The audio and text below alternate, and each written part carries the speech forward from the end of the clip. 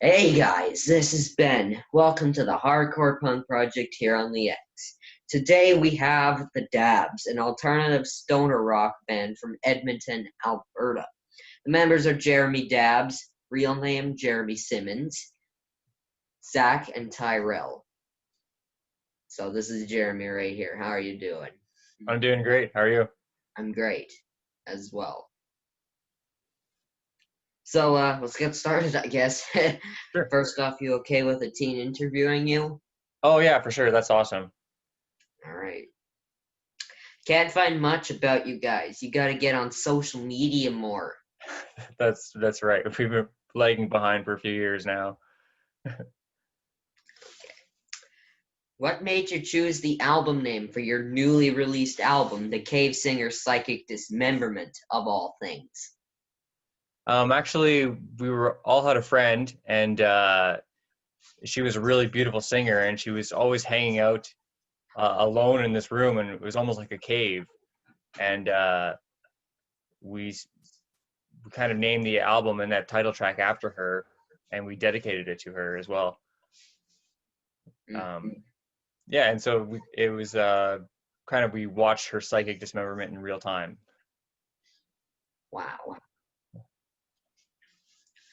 Okay, so I get the title now. It seemed confusing for a moment. For sure. Now we'll talk about each song on the album one by one. Sure.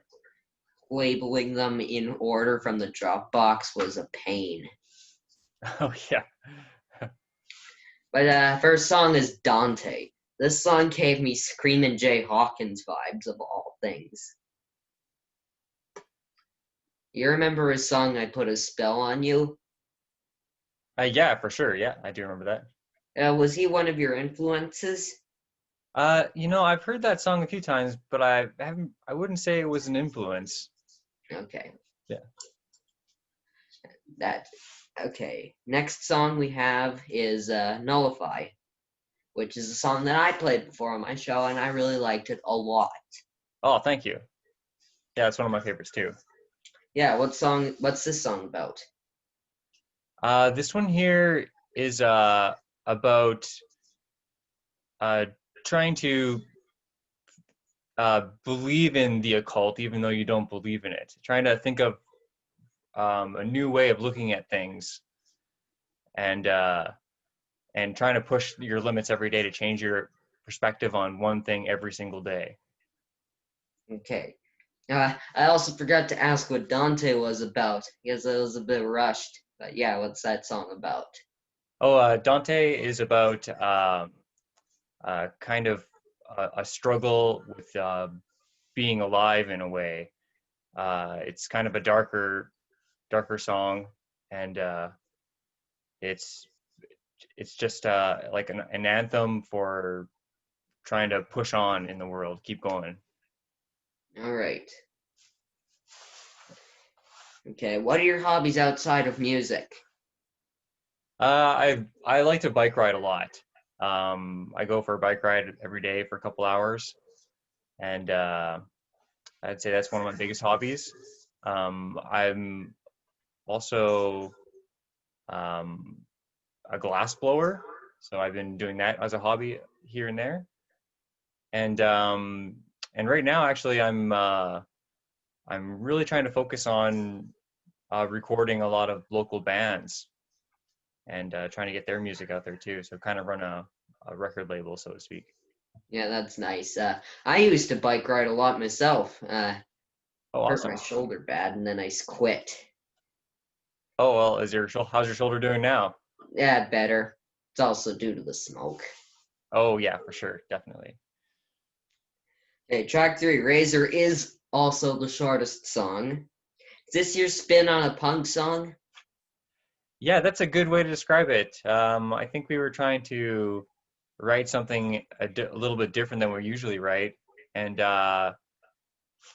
definitely we wanted a really fast kind of punk industrial kind of feeling to it. All right.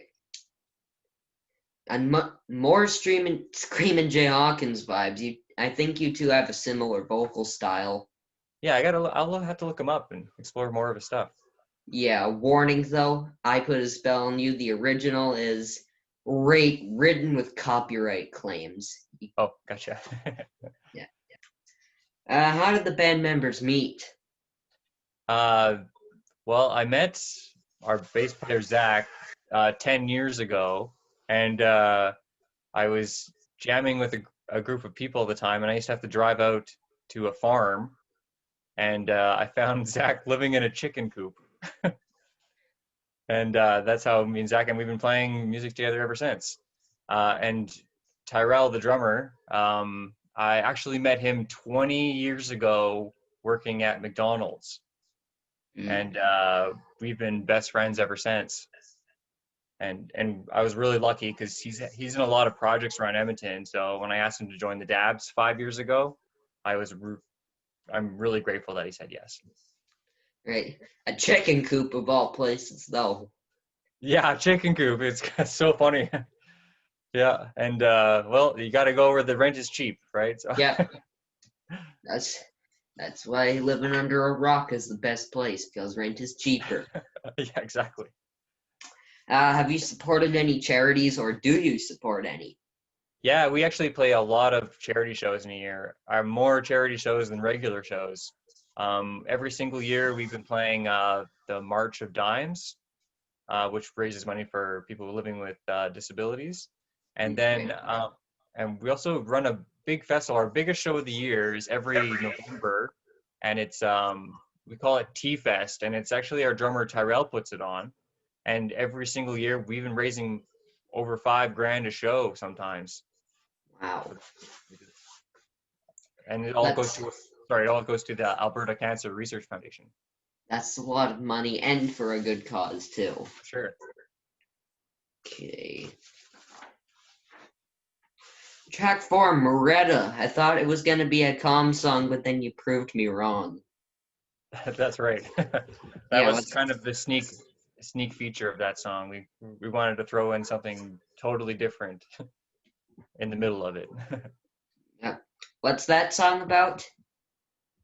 That one there's I tried to put myself in a different uh life, so to speak, of somebody who lives on a swamp and very isolated kind of feel, and I wanted to create a character that was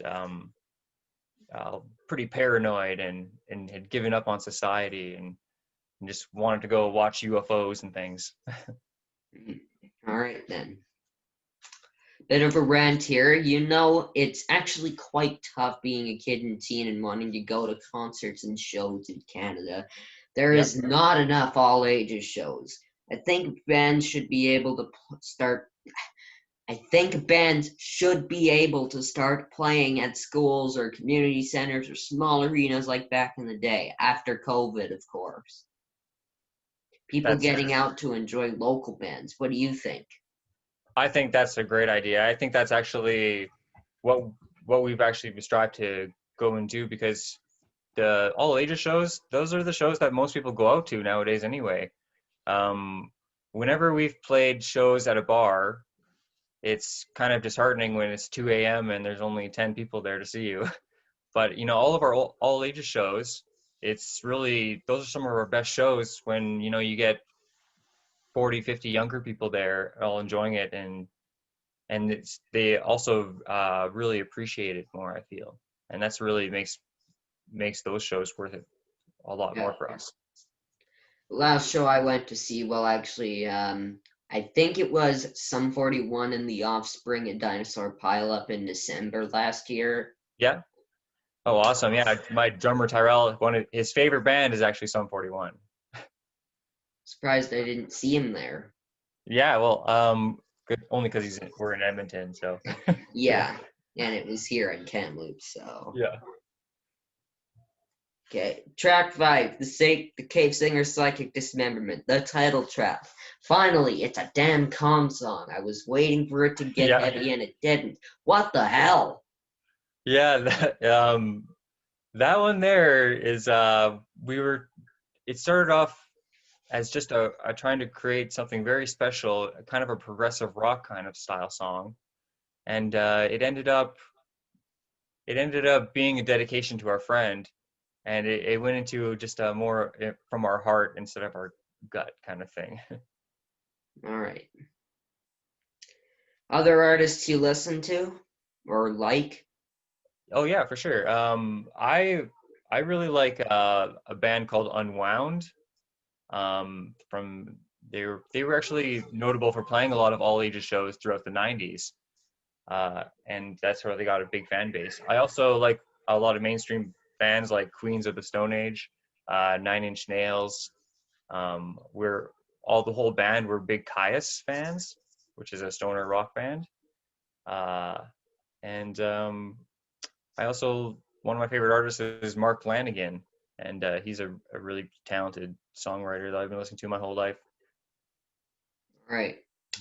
I like Queens of the Stone Age and Nine Inch Nails. My mom does not like Nine Inch Nails because of their song Closer.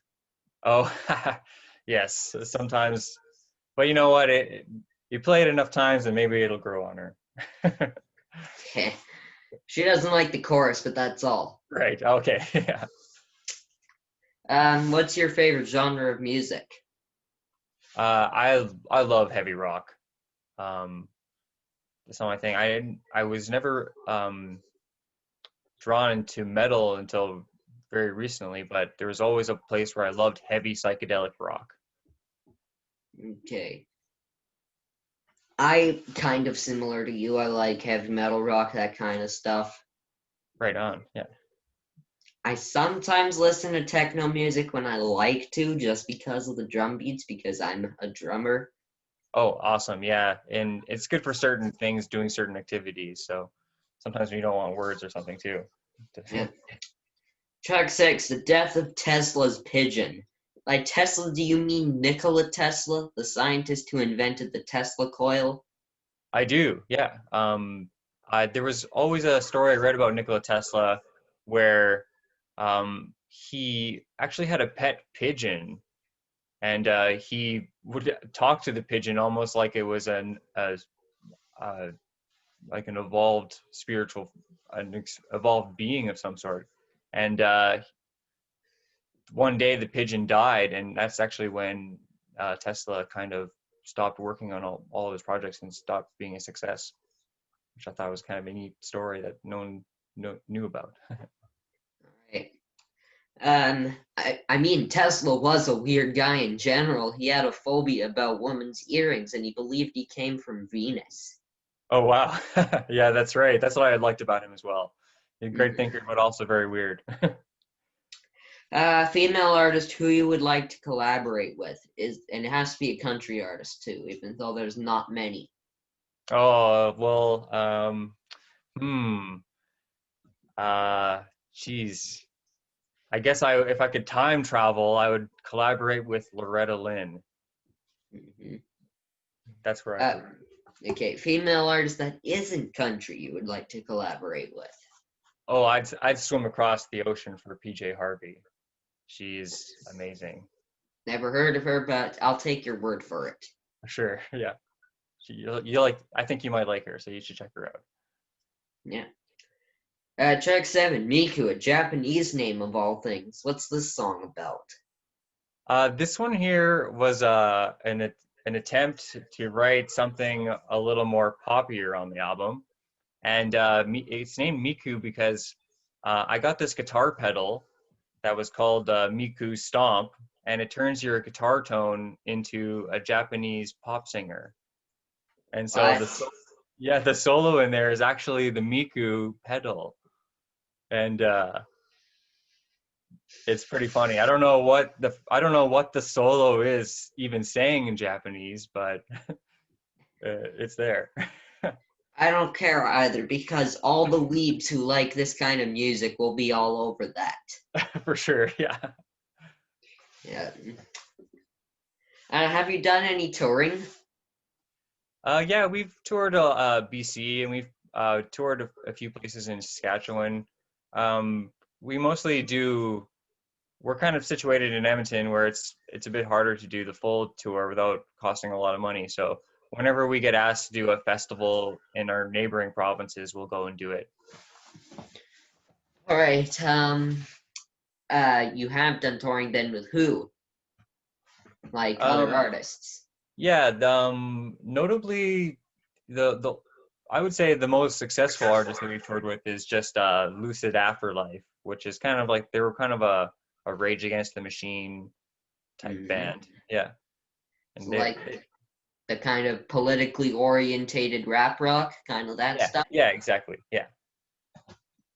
Yeah, that's nice. Track 8, Shoot at the Moon. I was honestly a bit confused at this, so I finally formulated the question about it. I was like, so, Ozzy's song is called Bark at the Moon, which is about a werewolf, so are you shooting at the moon because the werewolf was on the moon or something? No, no, I actually got this idea for the song because I had this I bought this house and it had this garage in it and there was a sign there that said shoot the moon and I think there was a band that might have jammed in that garage called Shoot the Moon. And then it just kind of birthed an idea of just being a bit frustrated and shooting at the moon kind of thing for no Okay. reason. Yeah. Yeah. I thought it was something based off Bark of the Moon, but no. No. Track 9, two-dimensional. Flanged bass in the intro, I see. It is, yeah. I only recognize that because of Blink-182's Feeling This. Oh yeah, for sure. Kind of got that same feel, same sound. Like, why that effect? I think for at that time it was just to kind of give a warbly feeling to the album at that like just get out of the clean and heavies and just kind of warble into something else. And So, like, a more psychedelic slash stoner feel, that kind of stuff? for sure, yeah, definitely. And Yeah. if the song is about somebody that we knew and warbly is probably the best word to describe her. Okay. Yeah. Where's the favorite venue? What's your favorite venue that you've played at so far? My favorite venue has been the Starlight Room here at Edmonton. Hmm. Um, we've been we've been lucky to play there a few times, uh, and I've just been there so many times and seen so many of my personal music idols play there that it's a really great feeling to share the same stage as them. And some of the heroes that I didn't like, Kurt Cobain even played on that stage, and I was a big fan of his. Nice. I've been to Edmonton twice already, and I've never heard of that place. Oh, you got to check it out. You got to come here when one of your favorite bands are playing there. Yeah, It's a great. I only came to Edmonton for the malls. Oh yes, yeah. That West Edmonton Mall is. I know it's pretty cheesy, but it's one of my favorite places on the planet. Yeah. Track 10, Uteralis. That isn't even a word according to Google. It's not. No, I hear a lot of wah. there is. Yeah. Why? um, I'm a pioneer of the wah pedal for sure. I wear out wah pedals every 3 or 4 years. I use them that much. What And about Kirk Hammett? oh, Kirk Hammett, yeah, I do like a lot of Metallica, You and know, uh, and I do like the wah pedal for him too, what he does. and everyone says he uses too much wah. Everyone calls him a crybaby because of it. That's funny. You know what? That's the biggest critique I get all the time is people are saying like, why do you use so much wah? I don't know if it just bugs some people, but who I cares? I mean, love people it. have their own likes. I don't personally mind wah. I think it's cool. Yeah, that's good to hear. All right, last song, track 11, Tick. You guys went all out for the final song, and I appreciate it. Oh yeah, awesome. What's this Uh, song about? Is it about a personal experience with ticks? This is actually a premonition of the U.S. in their situation right now. This whole song is about the United States blowing up with all their issues that they haven't dealt with in the past. And now we're seeing a lot of those issues at the forefront, and which is really great to see. And it's basically, we're giving the feeling that the United States is a ticking time bomb. I agree with that sometimes, but yet all the good stuff is in the U.S. For sure, there is a lot of good there, and a lot of that is triumphing over a lot of the problems, which is a good thing. All right. One YouTube video so far. Why the toothpaste tube? Oh, that was probably just a stoned idea that got approved. Okay, so you were high while you were thinking. Yeah, we kind of we're like, what are we gonna do for a video? Well, let's put on a chronically masturbating toothpaste guy and make a story about him. Okay. Okay, so now we have another challenge, viewers. Yes, in case you don't know, Jeremy, the challenge is something I ask all the artists I've interviewed. That goes all the way back in 2018 to hell yeah. Or wait, was that? No, 2019, right? Yeah. So, will you accept the challenge? I accept the challenge. Okay, here's the challenge. Music video has to be uploaded to YouTube. You guys playing a game of Twister with cover of Close to the Borderline, Glass Houses by Billy Joel, Stoner Rock style. Sure, that sounds good. All right. I'll have to hunt down a Twister map. Twister's actually quite easy to find if you just scour your local toy stores. For sure, yeah. I saw 40% off at Toys R Us the other day. I'll go hit up them right away. Okay, so looks like we're running out of time here, actually. So I'd like to thank Jeremy from the Dabs, or Jeremy Dabs, for joining me on the X today. Stay safe and be well. You're very welcome. Thank you. Okay, bye-bye. See ya.